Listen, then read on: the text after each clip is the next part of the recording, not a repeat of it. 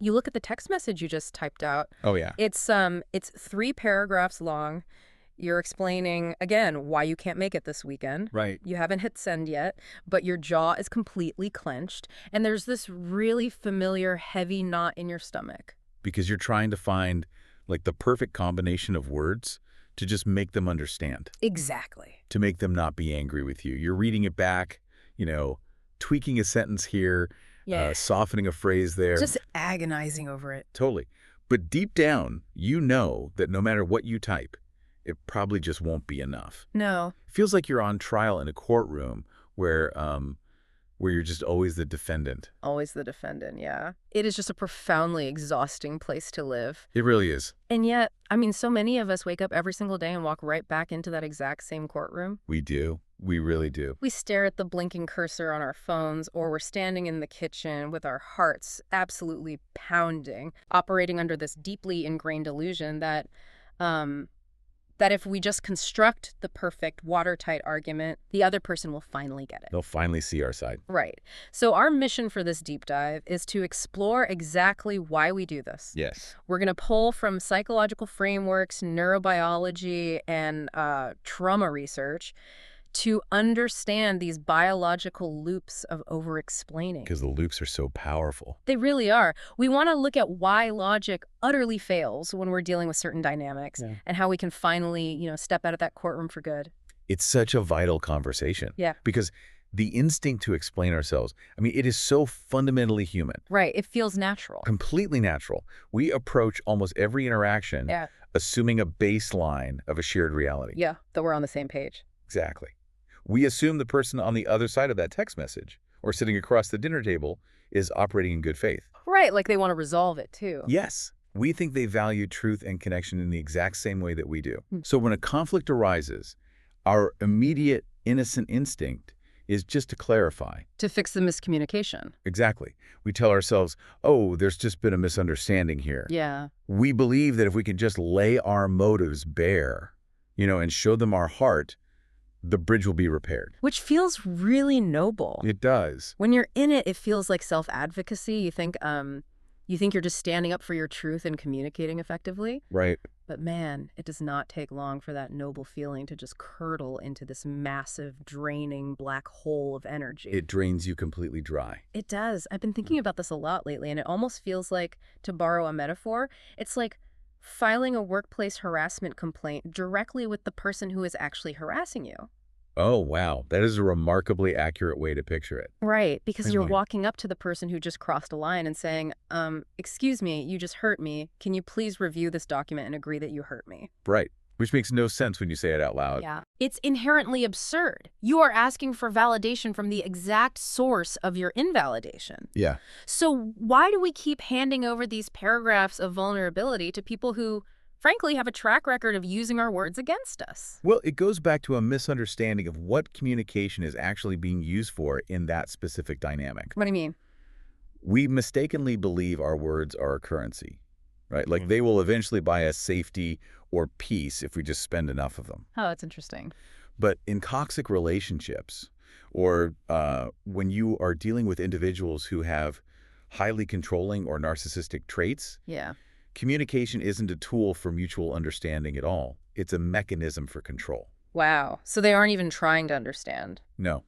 They don't look at conflict as a temporary obstacle to resolve. They view conflict as the environment where they hold power. So the actual content of what I'm typing in those 3 paragraphs, it doesn't even matter to them. It rarely matters. I could be pouring my soul out or reciting the dictionary, and it wouldn't change the outcome. Exactly.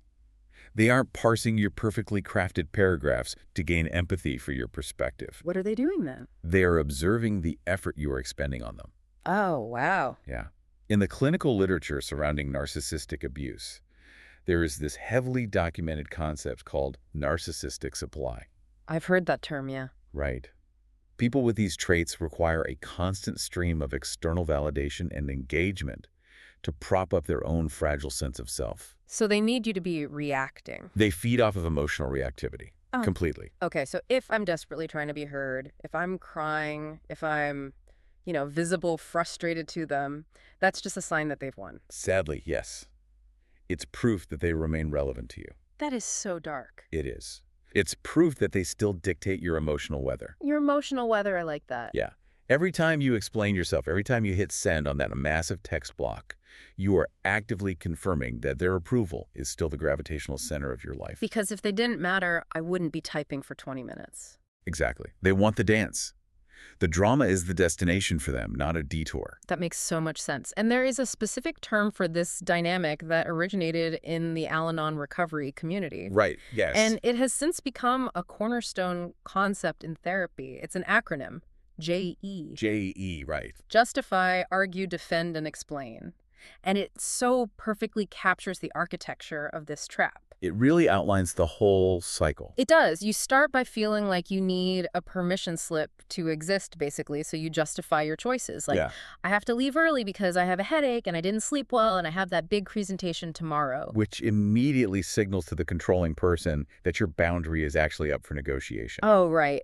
Because I'm giving them reasons. Exactly. If you offer reasons, you are inviting them to act as the judge of whether those reasons are valid. And spoiler alert, they never are. Right. To them, your reasons are never quite good enough. Which pulls you directly into the A of JE, which is arguing. And we should clarify, this isn't the productive, healthy disagreement that happens in a secure relationship.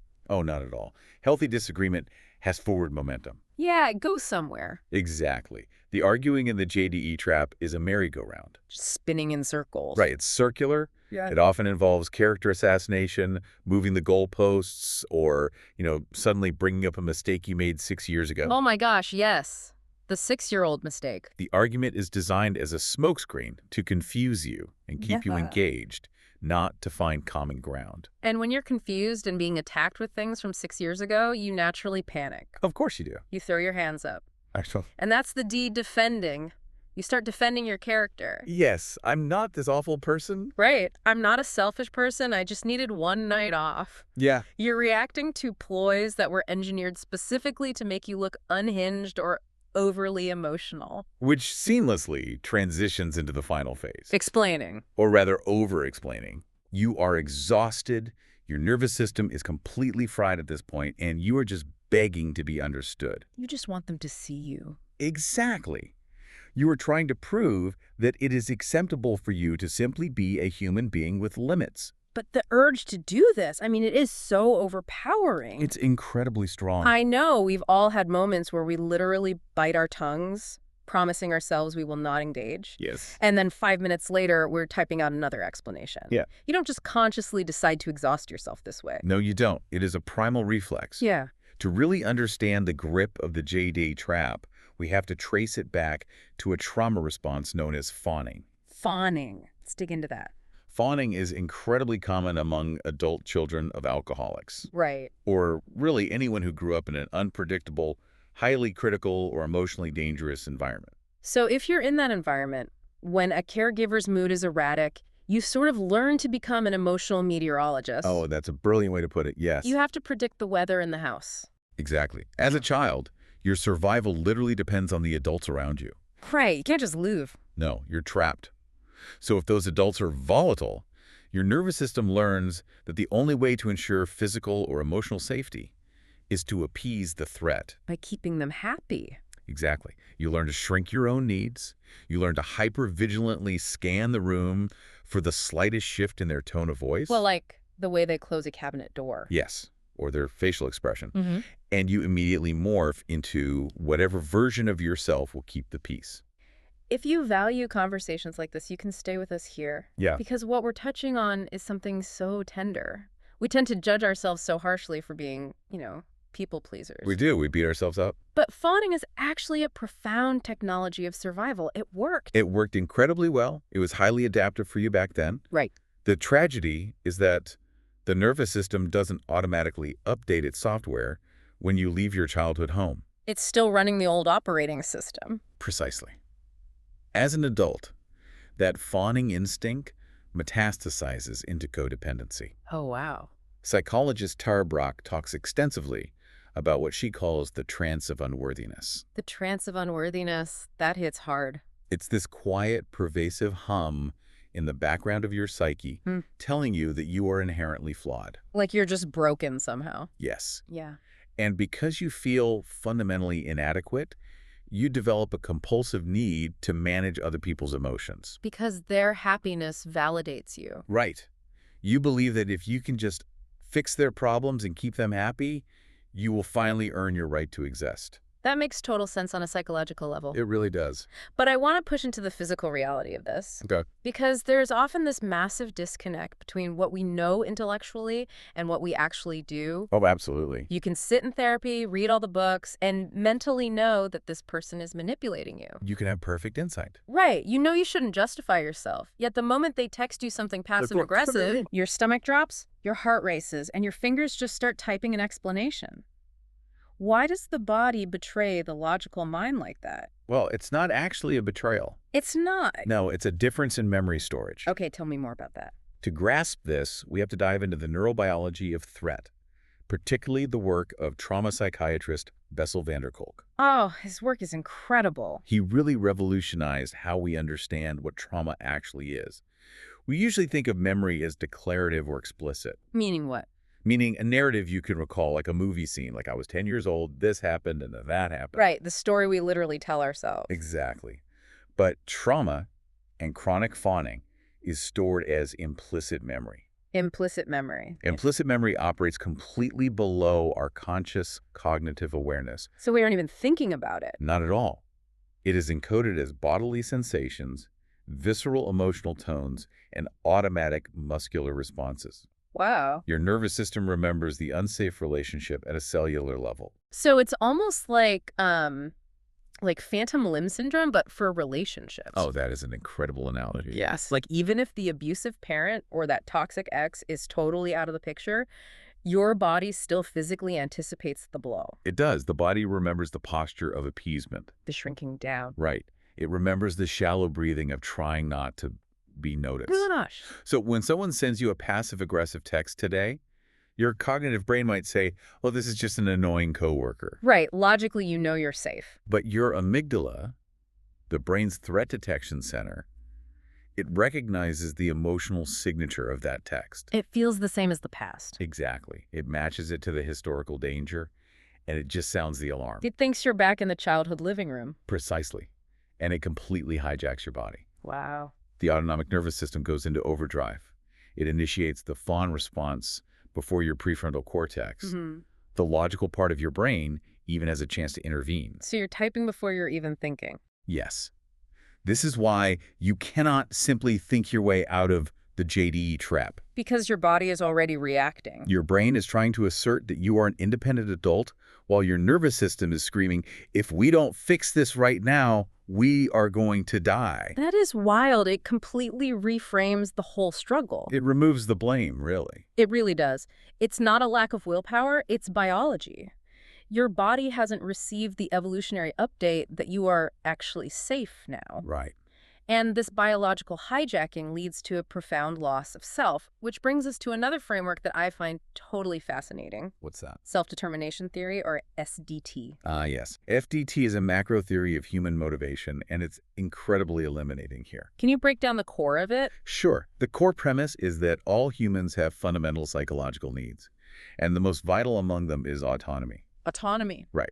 Now, autonomy in this context doesn't mean you are like a lone wolf who never needs anyone. Right. It's not about being isolated. Exactly. It means volition. It means your actions feel like they are springing from your authentic core self, rather than being coerced or controlled by outside forces. Okay, but when you're stuck in a fawning loop, your autonomy is basically zero, right? It is entirely zero. You are operating entirely on remote control. You are. Yeah. SDT looks closely at what happens when children or partners are subjected to what they call conditional regard. Conditional regard, meaning love with strings attached. Yes. This is when affection, love, or even basic physical safety is dangled like a carrot, only given when you perfectly meet someone else's expectations. So if you step out of line, the warmth is withdrawn. Immediately. So you basically learn to own your oxygen. Yes.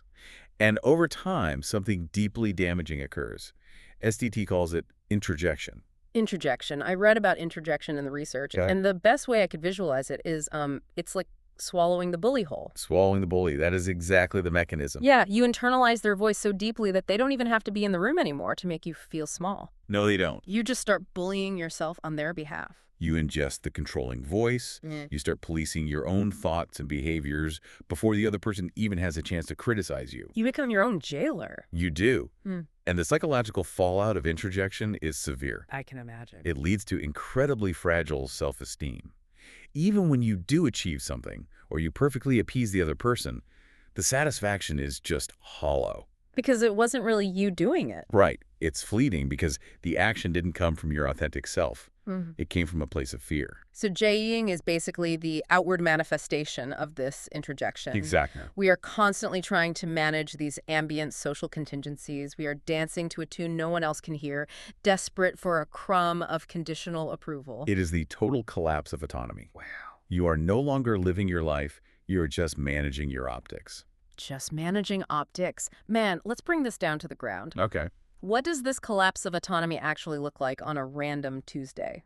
Right, in everyday life. Yeah, think about the everyday micro-interactions where we just bleed out this energy. Imagine a classic family dynamic. Sure. You get a call from a parent and they say, "You're so selfish for not coming to Sunday dinner. You know how much it means to everyone." A classic guilt trip. The interjected voice, the fawning reflex instantly kicks in. You start JDing. You start listing all the reasons. Right. You explain how many hours you worked this week. You defend your character. You justify your need for just a single afternoon of rest. And by doing that, you have implicitly agreed to a hidden contract. That's the contract. The contract says, my parent has the authority to decide if my exhaustion is real. Oh, wow. Yes. But the autonomous response, the one rooted in your core self, is terrifyingly simple. What is it? You don't offer them a foothold. You simply say, I won't be able to make it this time. Which feels like stepping off a cliff. It does. Saying just that I won't be able to make it this time without a parachute of explanations feels so dangerous. It feels dangerous because the silence that follows is exactly where the fawning anxiety lives. Yes, that silence is agonizing. But your decision stands on its own. Right. Or consider a situation with a friend. You make a major life change, maybe you take a new job. Okay. And a friend looks at you with disdain and says, why would you take that? It seems like a massive step backward for you. Ah, that stings. The immediate urge is to pull up your mental spreadsheet. To justify the salary, the commute. Exactly. You want to explain the benefits, the long-term career trajectory, just to get them to nod and say, okay, good choice. Because we want them to validate our reality. We want them to say we aren't crazy. We crave that validation. But the grounded, non-JD response is simply, I've made the decision that feels right for me. Period. Period. Yeah. You do not owe anyone a defense of your personal trajectory. That is so freeing. Their agreement is not a prerequisite for your reality to exist. We see this in romantic relationships, too. Oh, constantly. A partner might say, "You're being ridiculous for needing to go on a walk by yourself. Don't you care about spending time with me?" Weaponizing the guilt again. Exactly. And the instinct is to soothe their insecurity by over-explaining how much you love them, how it's not about them, how you just need 20 minutes. Which again tells them that your boundary is actually negotiation. Right. The autonomous response is, I need this time for myself, and I appreciate your understanding. Just clean and clear. The boundary is set. You don't need them to cheer for your boundary. You just need to hold it. I think the overarching lesson from all these daily scenarios is that we act like lawyers, arguing a case for our right to just take up space. Yes, but you aren't in a courtroom. Right. You don't have to present exhibits A, B, and C to prove you're tired. No, you don't. But I want to expand the lens here because I think it would be a mistake to frame this solely as an interpersonal issue. Absolutely. Sometimes the urge to justify your existence isn't triggered by a toxic parent or an insecure partner. Sometimes society itself is the controlling entity demanding the explanation. This is a vital expansion of the topic. Yeah. When we talk about fawning and over-explaining, we really have to look at systemic and structural invalidation. Because it's not always just a one-on-one dynamic. Exactly. The research on this is illuminating. There's a comprehensive study published in the journal Frontiers in Psychology that focused on the experiences of bisexual plus and non-binary or gender-diverse individuals. Right.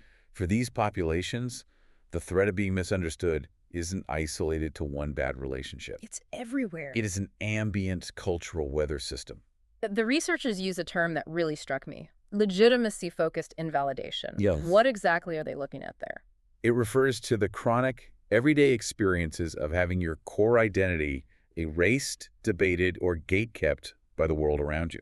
That's just constant. It's the experience of constant misgendering. It's society demanding you pick a side. It's walking into a doctor's office and being handed an intake form that completely refuses to acknowledge your reality. That invalidation is built right into the paperwork. Literally. Yeah. Culturally, their identities are often stereotyped as ambiguous, confused, or transitional.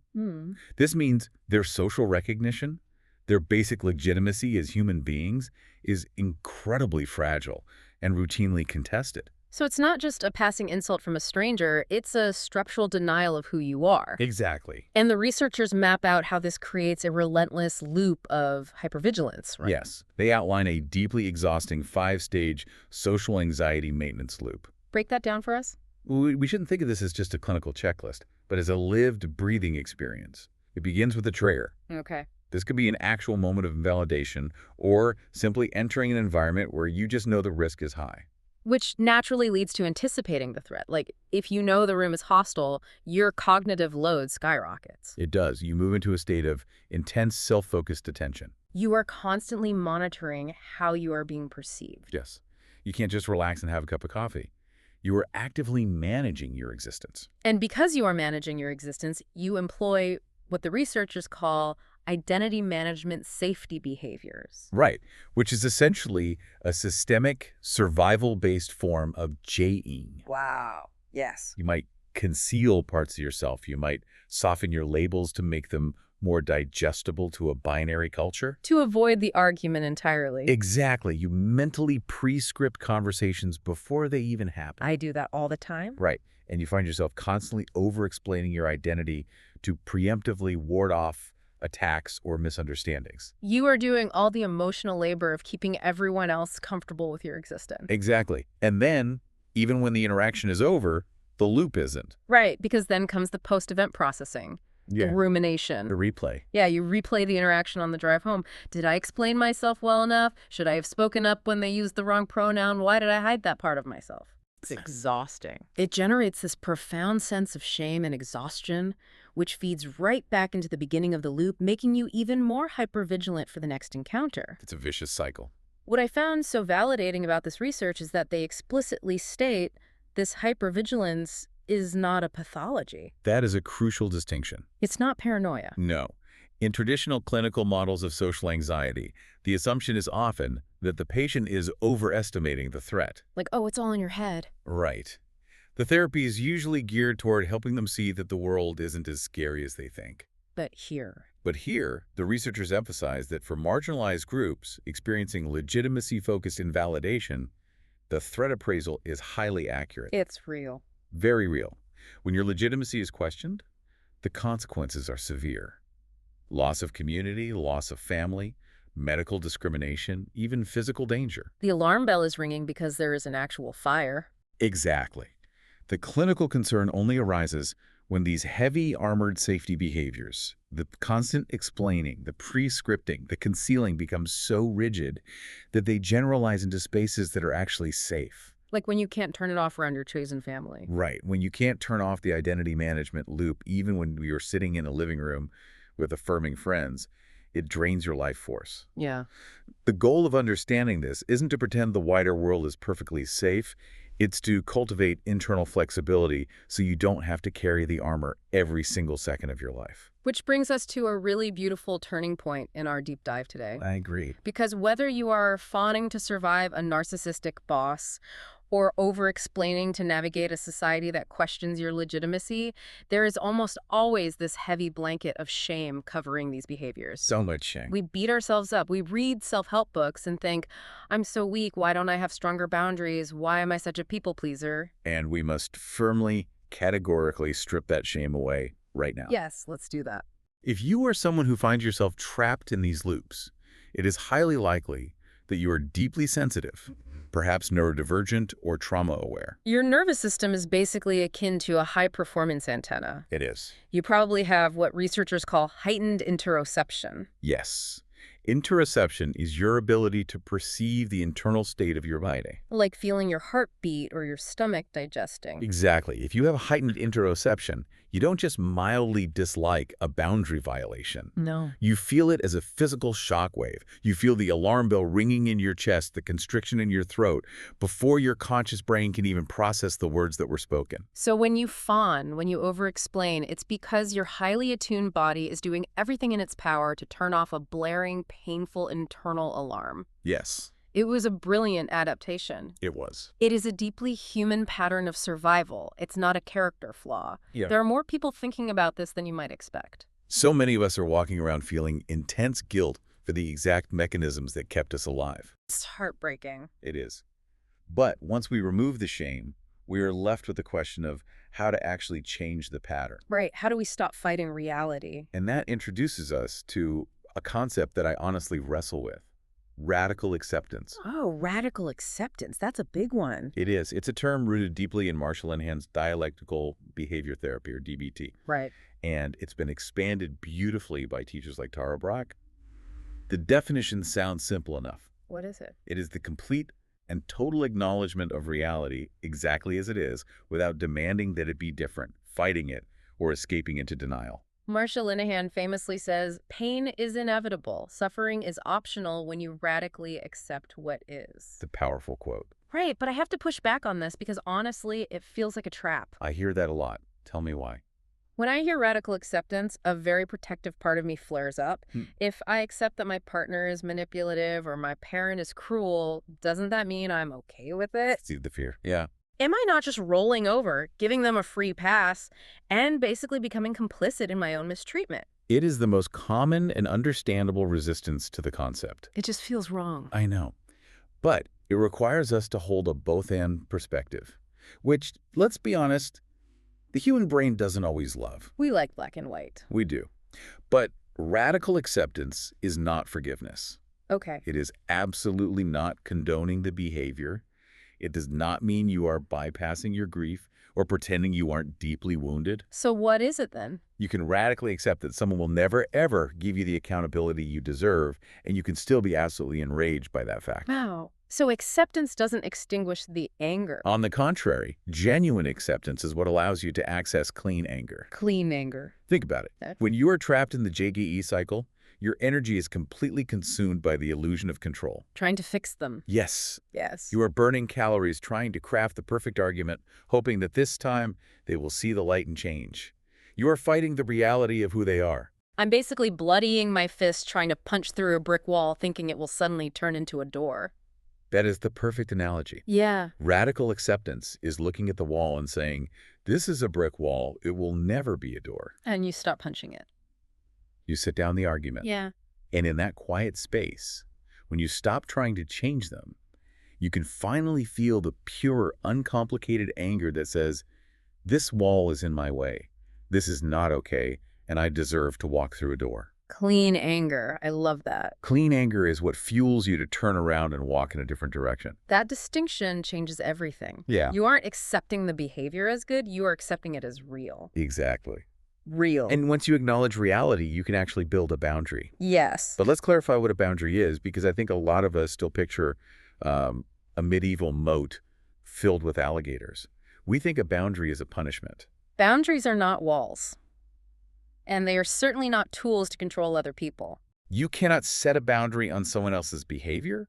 You can only set a boundary on your proximity to it. Your proximity to it, that's good. They are relational tools. They define the specific conditions under which you can sustainably and safely remain in connection.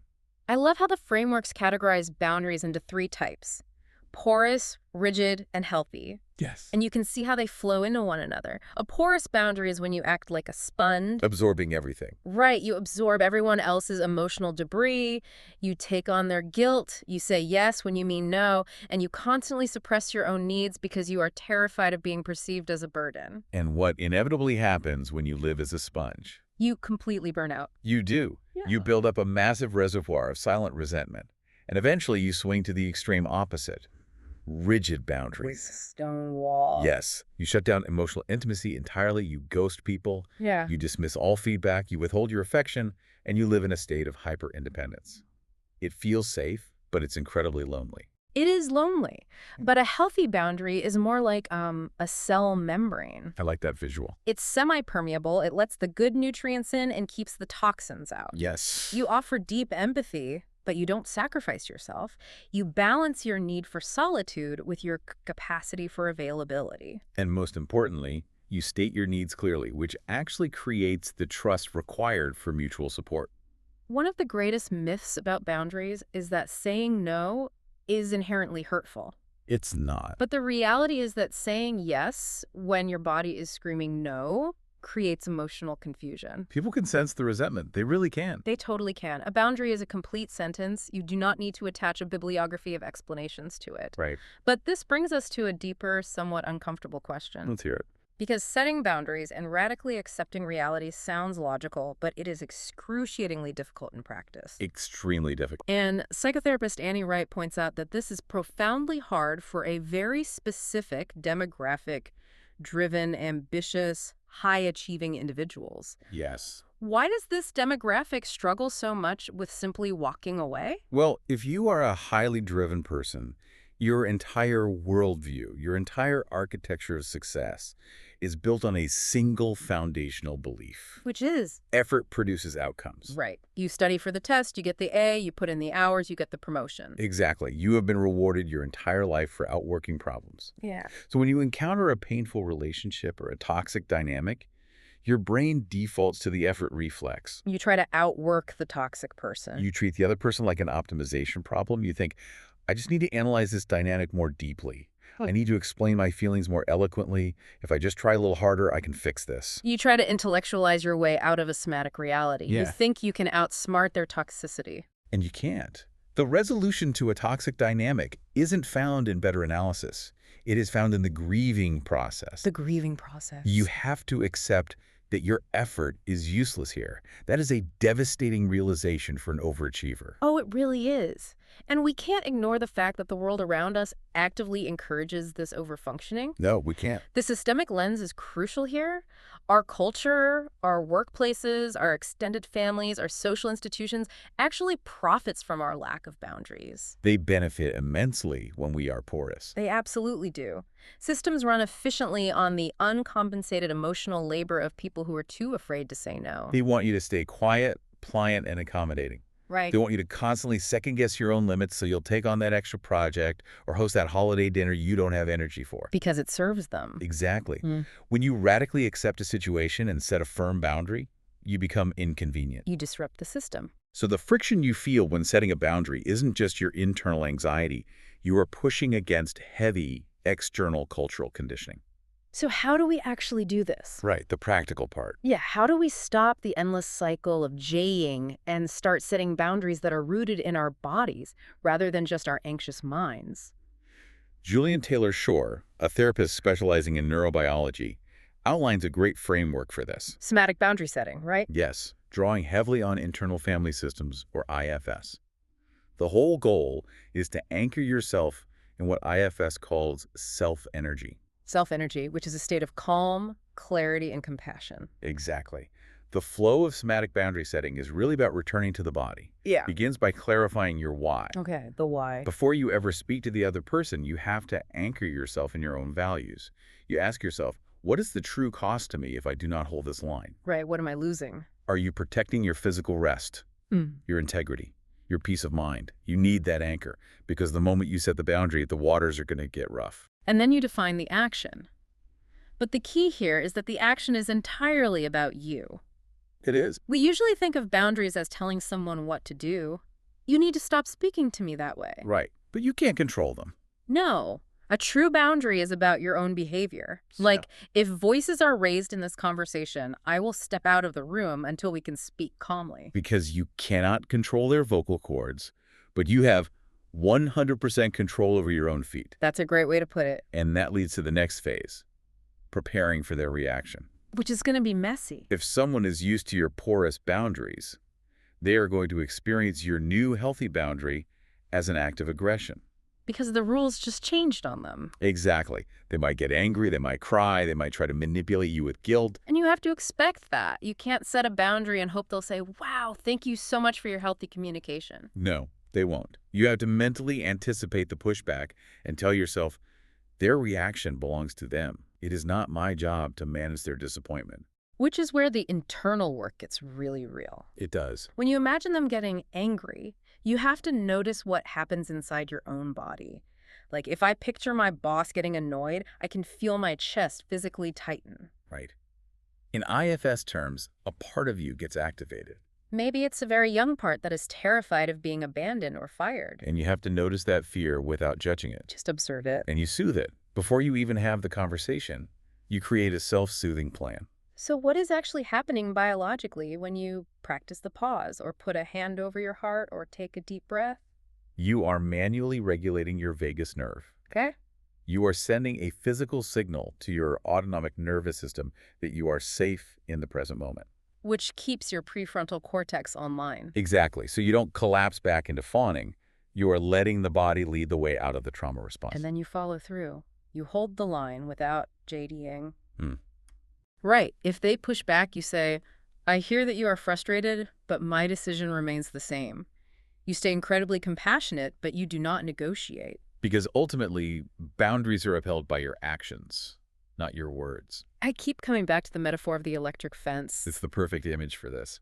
If you build an electric fence around your property to keep the bears out, you don't tape a PowerPoint presentation to the fence explaining the voltage, the manufacturer, and your philosophy on property rights. No, you definitely don't. You just turn the fence on. If the bear touches the fence, they experience the boundary, the shock does the work.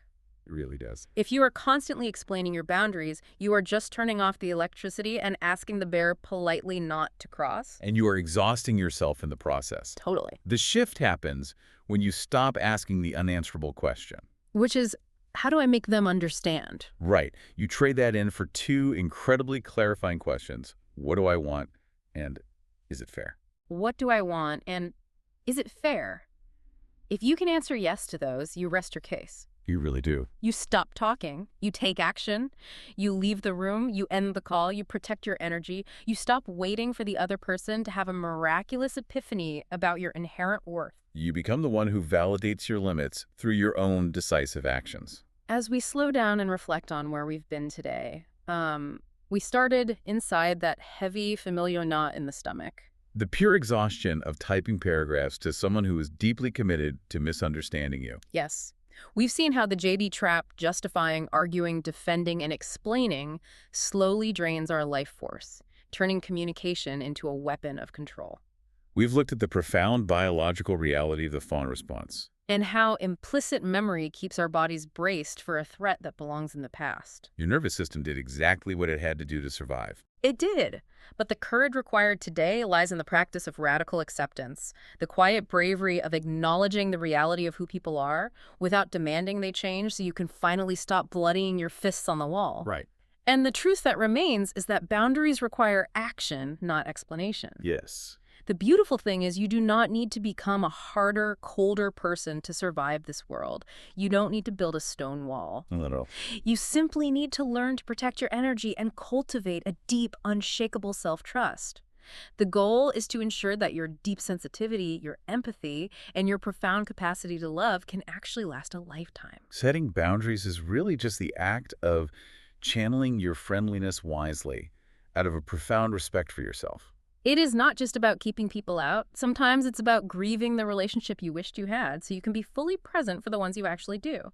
If this conversation felt true for you, you're always welcome here. You can subscribe to Leonie Patterns and continue with us. Same pace, same questions. See you then.